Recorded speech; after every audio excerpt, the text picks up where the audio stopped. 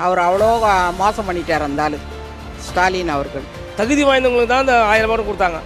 தகுதி இல்லாதவங்கன்றாங்க மற்ற பெண்களை.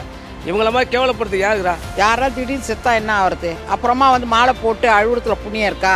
இந்த வாட்டி மீண்டும் 2026 வர எலெக்ஷனில் எடப்பாடி என்னத்தை தேய்ப்பாங்க.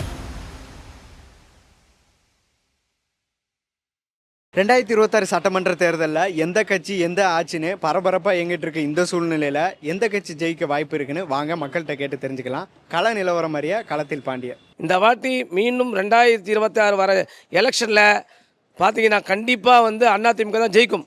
மீண்டும் முதலமைச்சர் அண்ணன் எடப்பாடியார் வருவார். ஏழைங்க எல்லாருக்கும் தெரியும். அப்படி இருக்கும்போது அவரை தவிர வர்றதுக்கு ஆள் இல்லை. எடப்பாடி சார் வருதான்னு நினைக்கிறேன். ஓகேண்ணா, எதனாலண்ணே? இதுதான் இப்போ நிலைமை அது மாதிரி போயிட்டுருக்காரு. அதனால் ஒரு என்னோட மனசுக்கு பட்டு நான் சொல்கிறேன். எடப்பாடி என்னத்தை தேய்ப்பாங்க. எதனாலங்க? எதனால இப்போ அது மாதிரி சூழ்நிலை இருக்குது. அவர் நல்லதே பண்ணலை. கலைஞர் வந்து வேஸ்ட்டு. இந்த 1000 ரூபா பணம் மகளுக்கு தரேன்னு சொல்லிட்டு எங்களுக்கெல்லாம் கொடுக்கவே இல்லை. 2வது முதிர் காசு கிடையாது. ரேஷன் கார்டில் ஒரு ஆள் இருந்தால் கிடையாதுன்னு கேன்சல் பண்ணிட்டாங்க. இவ்வளோமா பண்ணியிருக்கிறான் அந்த ஆள். அப்புறம் நாங்கள் பழைக்கிறவங்க எப்படி பழைக்கிறது? அதனால் எங்களோட இதுக்கு எடப்பாடி அண்ணன் தான் வரணும். எடப்பாடி பழனிசாமிக்கு வெற்றி வாய்ப்பு அதிகமாக இருக்கிறதாக என்னுடைய கருத்து. எதனாலண்ணா? அவர் 4 வருஷமாக ஆச்சு. இதில் எந்த விதமான இடைஞ்சலும் இந்த மாதிரி அந்த சின்ன குழந்தைங்க இந்த மாதிரி நடந்தது பிடிச்சது அந்த மாதிரி தவறு எதுவும் நடக்கலை. சட்ட ஒழுங்கு ஓரளவுக்கு சீராக இருந்தது.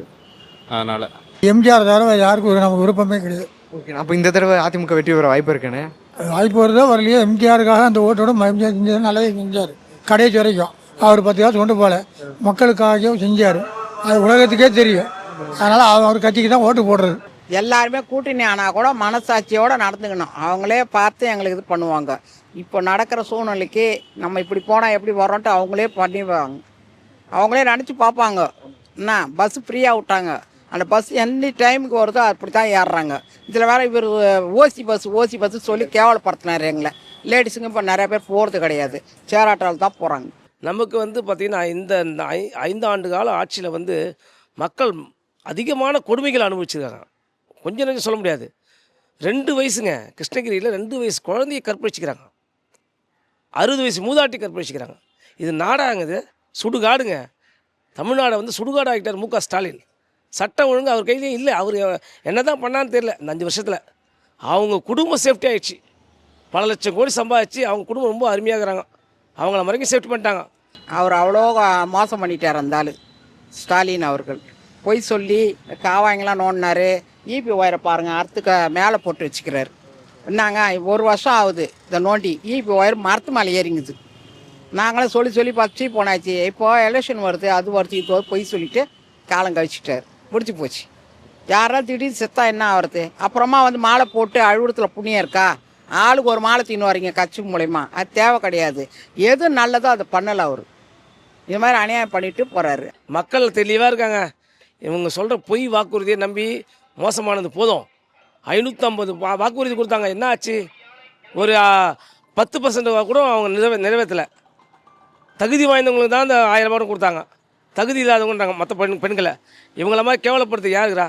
இந்த அரசாங்கத்தை நம்பி மக்கள் ஓட்டு போட்டு வயிறு எறிகிறாங்க. பஸ்ஸை கொடுத்தாங்க, மகளிருக்கு ஃப்ரீன்னு சொன்னாங்க. மகளிருக்கு ஃப்ரீயாக போயிட்டு வந்தாங்க. மக்களை போயிட்டு அந்த பொன்முடின்னு ஒரு அமைச்சர் இருக்கிறார். அவர் சொல்கிறார் ஓசி பஸ்ஸுன்றார். பெண்களை பார்த்தா உங்களுக்கு அவ்வளோ கேவலமாகுதா? நீங்களாம் கேவலமாக நினைக்கிறதுனால தான் இன்றைக்கி இந்த பாலியல் வன்கொடுமையும் பெண்களுக்கும் பொதுமக்களுக்கும் பாதுகாப்பே இல்லை. இப்போ எங்கள் மக்களுங்களை என்ன பண்ணியிருந்தோம்னா, ஐயோ அவர் அதை பண்ணாரேன்னு ஒரு மனசாட்சியோடு நம்ம நடக்கலாம். எங்களுக்குன்னு ஒன்றும் படலை. கூட வந்து கட்சிக்காரங்களை பார்த்து அவர் வந்து உதவி செய்கிறார். அவங்க திமுக ஆளுங்களாக இருந்தோம்னா அவருக்கு செய்கிறாரு. அண்ணா திமுகன்னு தெரிஞ்ச உடனே அந்த போஸ்ட் அவங்க வீட்டு அனுக்கிறவங்கள பார்த்தோன்னே கீழே இறங்கிடுறானுங்க. அது மேலே செய்யக்கூடாது. செஞ்சால் எல்லாருக்கும் செஞ்சினா தான் ஒருத்தரெல்லாம் கூட ஒருத்தர் 2 நாளுக்கு ஓட்டு போடணும்னு மனசாட்சி வர்றோம். எங்களுக்கு வராது.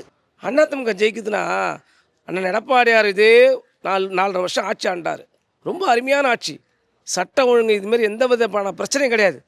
அதேமாதிரி அவர் வாக்குறுதி கொடுத்தாரு, செய்வார்னு மக்களுக்கு நல்ல நம்பிக்கை இருக்குது. அதுமாதிரி செஞ்சார். பொங்கலுக்கு பார்த்திங்கன்னா தரமான பொங்கல் நாம் பொருள்லாம் கொடுத்தாரு. 2500 பணம் கொடுத்தாரு. அது இல்லாமல் முதல் சட்டம் ஒழுங்கு தாங்க அருமையாக இருந்தது. உங்கள் ஓட்டு யாருக்குங்கம்மா? எங்கள் ஓட்டு எடப்பாடி. எதனாலங்கம்மா? எதனால எடப்பாடியார்? அந்த நாள்லேருந்தே அவரை பிடிக்கும், அதனால் நாங்கள் அவருக்கு தான் பண்ணுவோம். இவருக்கு நாங்கள் போடவே மாட்டோம். நான் கண்டிப்பாக எடப்பாடி பழனிசாமி தான் போடுவேன். எதனாலண்ணா? ஜெயலலிதா ஏடிஎம்கே, எம்ஜிஆர் ஏடிஎம்கே அந்த அடிப்படையில். என் ஓட்டு ரெட்டலைக்கு தான். எதனாலண்ணா? எனக்கு நான் சின்ன வயசுலேருந்து, நான் பிறந்ததுலேருந்து புரட்சித் தலைவர் எம்ஜிஆருடைய ரசிகர், அடுத்தது அம்மாவுடைய தீவிர ரசிகர், அடுத்தது அண்ணன் எடப்பாடியார். இந்த கட்சியை காப்பாற்றுறாரு பாருங்க, பெரிய விஷயம். எவ்வளோ சோதனை, கட்சிக்குள்ளேயே விரோதிகள் இருந்தாங்க, துரோகிகள் இருந்தாங்க. அண்ணன் அதெல்லாம் சமாளித்து இந்த அளவுக்கு கட்சியை நிறுத்திக்கிறேன்னா, இவரை மாதிரி ஒரு காவல் தெய்வம் யாருமே இல்லை. இந்த கட்சியை காப்பாற்ற காவல் தெய்வம் அண்ணன் எடப்பாடியார். மீண்டும் அதிமுக ஆட்சி அமையும். அரசியல்ல உண்மையா என்னதான் நடக்குது தெரிஞ்சுக்க நாளை நமதே சேனலை சப்ஸ்கிரைப் பண்ணுங்க.